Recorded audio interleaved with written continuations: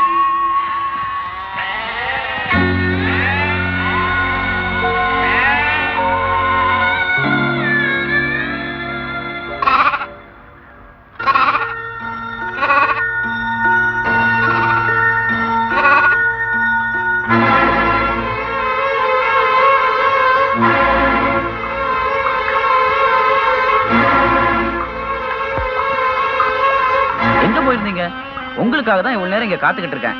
நாளைக்கு நல்ல நாள், வீட்டை வாங்கினவங்க பால் காய்ச்ச வராங்க. நீங்க ஏதாவது எடுக்க வேண்டிய சாமான் இருந்தா எடுத்துங்க. அதைத்தான் சொல்லிட்டு போலான்னு வந்தேன். வரட்டுமா?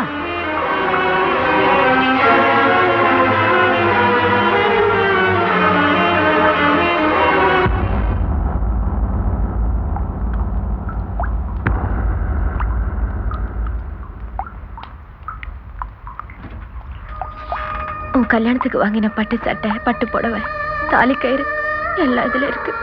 நீ என்னைக்கு ஒருத்தி கழுத்துல இந்த தாலியை கட்டுறியோ அன்னைக்குதான் என் ஆத்மா சாந்தி அடையும்.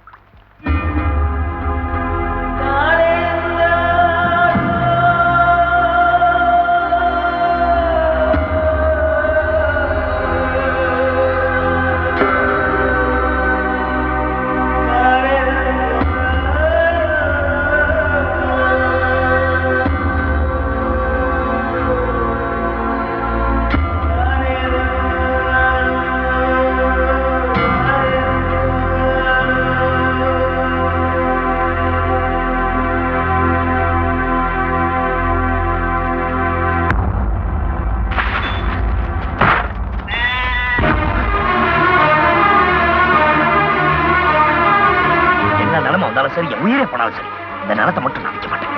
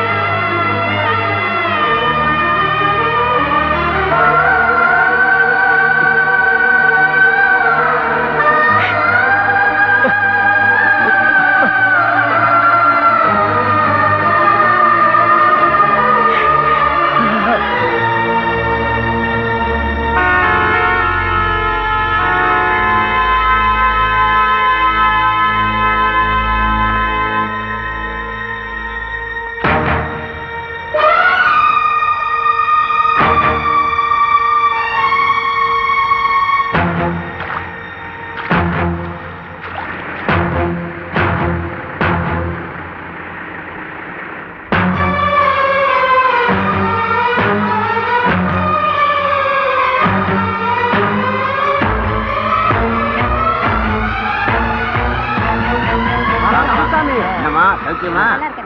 என்னப்பா இன்னைக்கு இவ்வளவு கூட்டம் வந்து இறங்குது? ஊரெல்லாம் மழை பெஞ்சு செழிப்பா இருக்குதுல்ல, அதனால வெளியூருக்கு போயிருந்த விவசாயிகள்லாம் திரும்பிட்டாங்க. அட இந்த சுந்தரத்தோட நிலைமைய பாத்தியா? நிலமே உசுருன்னு இருந்த சுந்தரத்துக்கு இப்ப விவசாயம் பண்றதுக்கு நிலம் இல்ல. என்ன அவசரமோ எதுக்காக வித்தானோ? உசுறு போனாலும் நிலத்தை வைக்க மாட்டானப்பா. நிலத்தை மட்டுமா வித்தான்? 5-6 லட்சத்துக்கு ஆடு மாடு வீடு எல்லாத்தையும் சேர்த்துல வித்துட்டான்.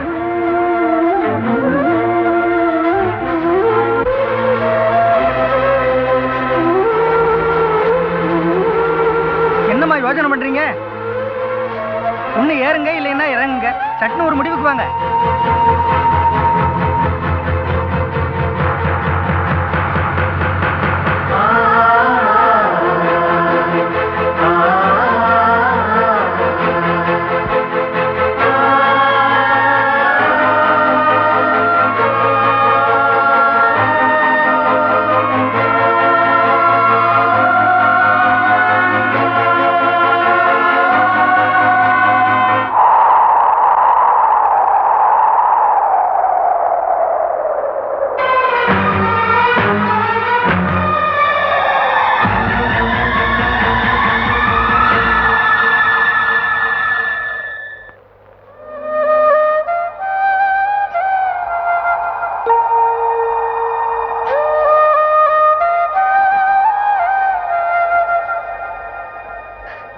என் மனசுல மட்டும் வாழணுங்கிற ஆசையை துளிர் விட வச்சுட்டு நீங்க மட்டும் ஏன் இந்த முடிவுக்கு வரணும்? உயிருக்கு உயிரா இருந்த ஆத்தாவை இழந்தேன். இந்த பூமியில அதிகமா நேசிச்ச என் நிலத்தை இழந்தேன். எனக்கு உங்களுக்காக.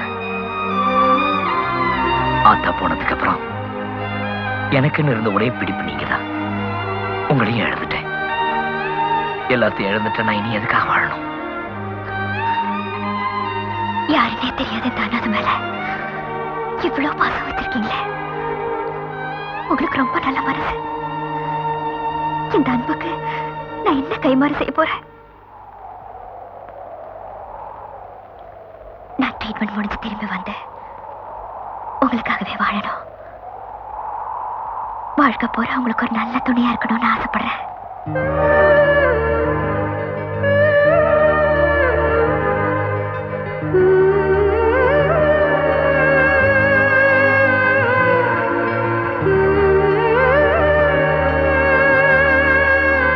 ஏங்க நீங்க என்ன சொல்றீங்கன்னு தெரியுதா? நீங்க எம்பிட்டு பெரிய படிப்பு படிச்சிருக்கீங்க. உங்களுக்கு என்ன விட நல்ல சம்பந்தம் கிடைக்கும். நான் சாதாரண விவசாயி தாங்க. நல்ல சம்பந்தம்னா என்ன? ஒருத்தருக்கு ஒருத்தர் புரிஞ்சுக்கிறதா? இது நாள் வரைக்கும் நாம அதை தான் செஞ்சுக்கிட்டு இருந்தோம். ஒரு விவசாயின்னா சாதாரண ஆள் இல்ல. இந்த நாட்டை காப்பாத்துறவன். அவனையே காப்பாத்துற மனைவியா வாழுறதுதான் ஒரு பொண்ணுக்கு பெரிய பாக்கியம்.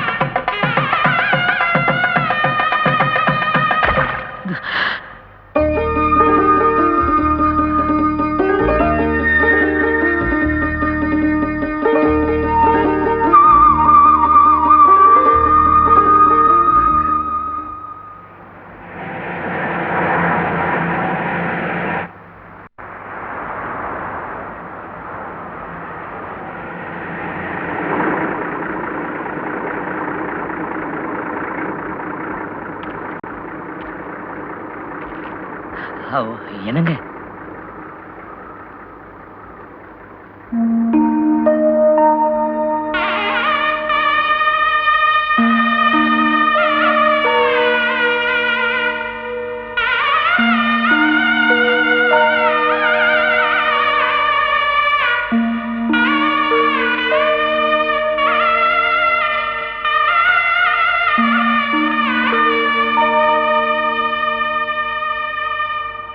எனக்காக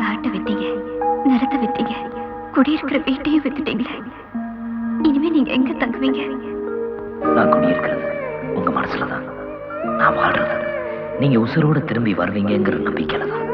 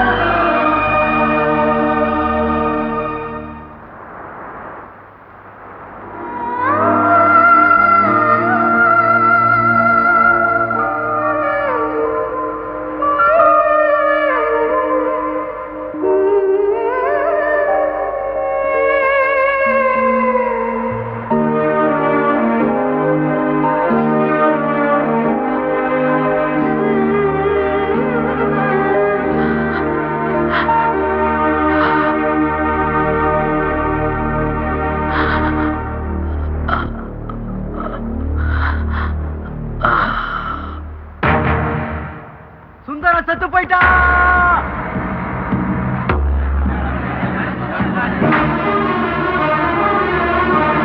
அந்த டீச்சர் வருவான்னு காத்துக்கிட்டு இருந்தான். அவன் உயிரோடு இருக்கிற வரைக்கும் வரல.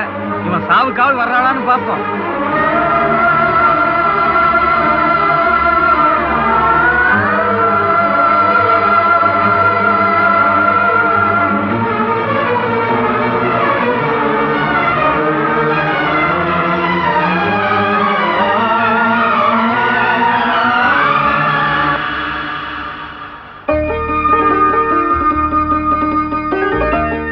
நரமும் பொண்ணு நரமும் அசல்.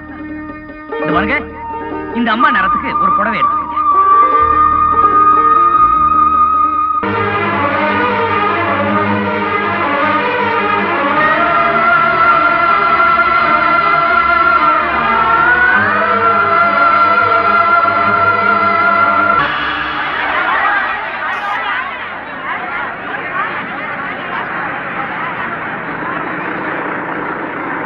என்னப்பா அது பஸ் ஸ்டாண்ட்ல ஒரே கூட்டமா இருக்குது. முட்டியங்கயமா காத்து கிடப்பானே சுந்தரம். யாரோ டீச்சர் அம்மாவா வரும் காத்து கிடந்தான். திடீர்னு மண்டையை போட்டான்.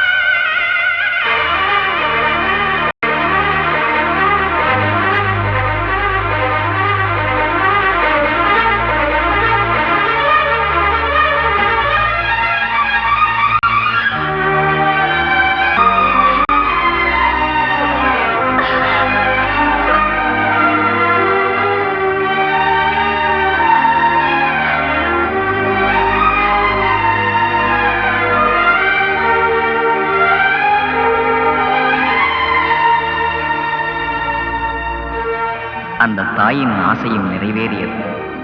அவனது வாழ்க்கையும் தழைத்து செழித்தது.